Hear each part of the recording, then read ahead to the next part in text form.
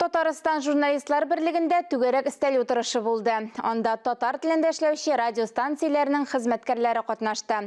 Тулырак мәгълүмат хәбәрчебез язмасында. Телевидение барлыкка килгәч, радио бетәргә мөмкин дигән сүзләр элек гел таралган булган. Шулай да бүгенге көндә радиолар һәм аларны тыңлаучылар күп. Татарстан радиосына 95 ел, аны тыңлап 5 буын үсте. Түгәрәк өстәлдә әйтелгән фикерләр тамашачылар санын арттырырга, булышырга мөмкинлек бирер. Монда бер фикер ошады, ул безнең Тәүфик Камардинович авызыннан яңгырады. Радио әле тормыштан да алгарак барырга тиеш дигән. Бу чыннан да шулай.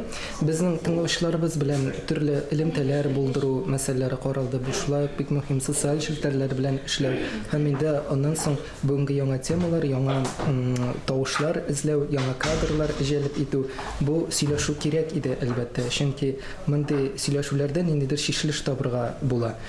Тыңлаучылар радиога тартылсын өчен аларны мавыктырырга, кызыксындырырга кирәк. Яңа контент уйлап табу өчен бюджет кирәк. Шул исәптән грантлар да. Instagram ябылгач, радиостанцияләр ВКонтакте социаль челтәрендә тагын да активрак эшли башлады.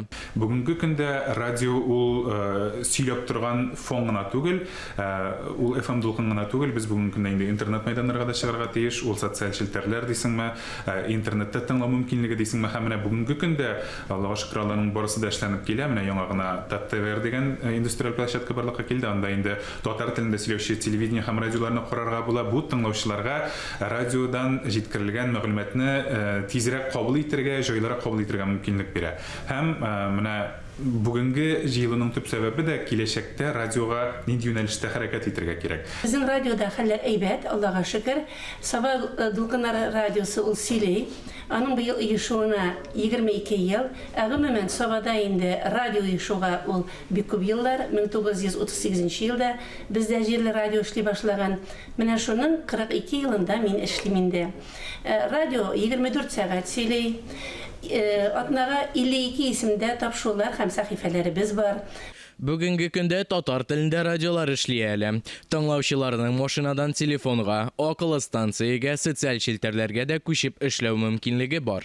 Киләчәктә тыңлаучыларны кызыксындырырлык, үз артларыннан ияртерлек, заманча тапшырулар артыр дип өметләнергә кирәк. Искәндәр Гыймалдинов, Тахир Хәсәнов, Татарстан ялыклары.